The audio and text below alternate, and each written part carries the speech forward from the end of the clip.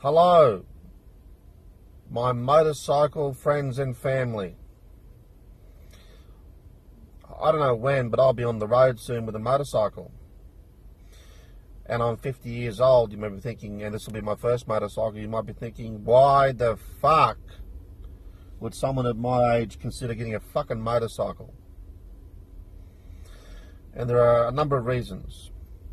And here is why I'm going to justify buying a fucking motorcycle despite the inherent danger. First of all, I'm fucking... Rise! I roll! I got a fucking gammy leg.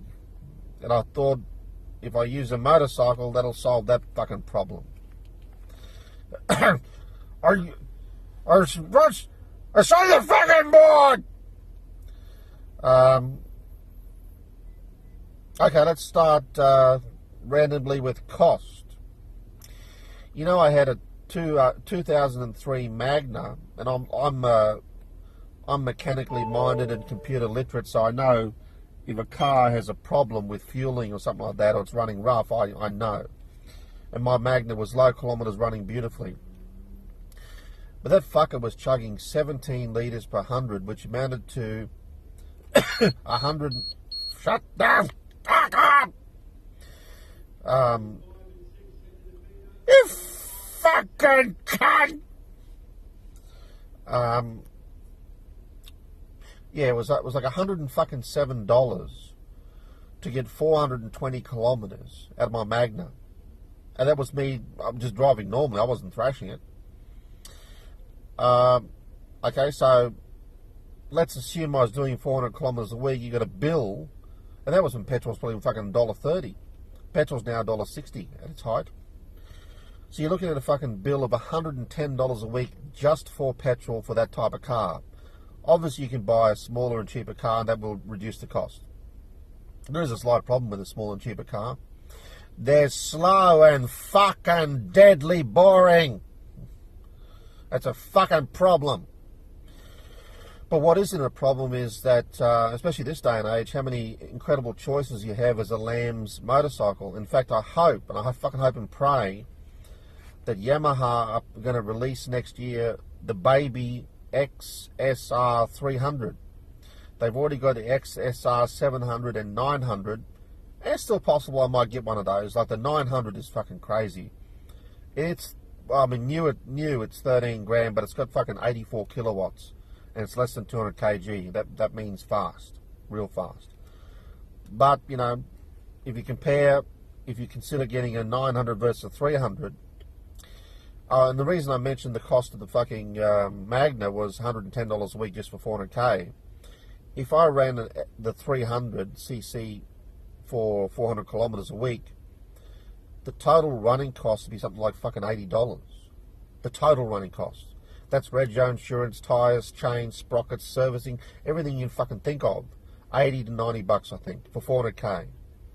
Whereas with a fucking car, like I said, you know, you buy a nice car, they're expensive. You buy a small car, they're slow and fucking boring.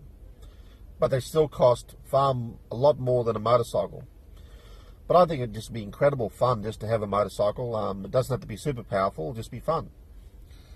So there's cost, there's a fun factor.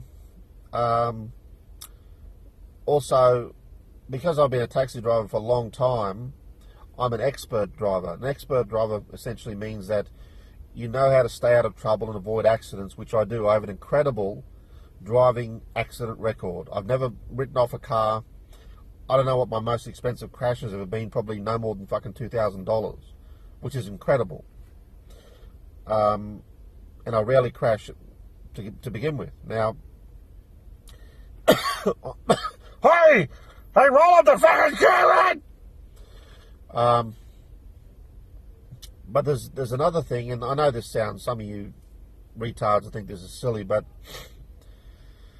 I play racing simulations, and to drive those cars at speed, you have to learn racing driving technique. The thing is that knowledge applies to motorbikes.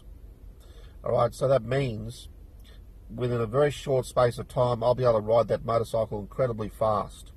People won't believe it how quickly I'll be able to ride that fast, because there's all sorts of knowledge and technique that I know that I can apply to. So between all that, between my expert driving, between that knowledge, hopefully it shouldn't be that dangerous. Like if I buy a motorbike and I have, I don't know, one crash and a ton of near misses in the first 12 months, I'll probably give it away. But on the proviso it's not like that, I'll obviously carry on. Anyway, I think the first motorbike I get, I think, will be a cheaper one with a smaller engine, so I can get good fuel economy. And if I want to go on long distance drives, it's not going to cost me a small fortune. Oh, fucking drove it! Reduce me to fucking dealer if you can! Now, because I'm 50, what's the name? Insurance is fucking ridiculously cheap for me. In fact, the insurance for like a CBR 1000 Super Sport or a CBR 300, right, Lambs, the difference between those for me is about $350 or some shit like that. It's meaningless.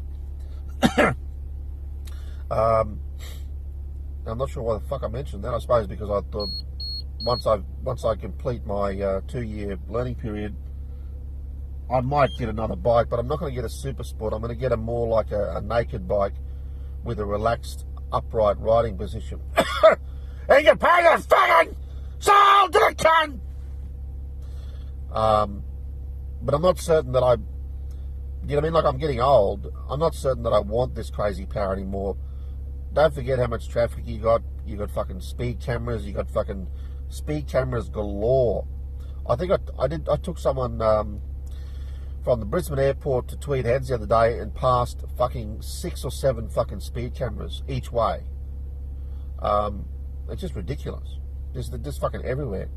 Imagine having a CBR 1000 and doing, you know, 100 and fucking getting caught doing 160 in a 100 zone or something like that, which would be incredibly easy. And mate, they go nuts when you do that sort of speed. They'll throw the fucking book at you.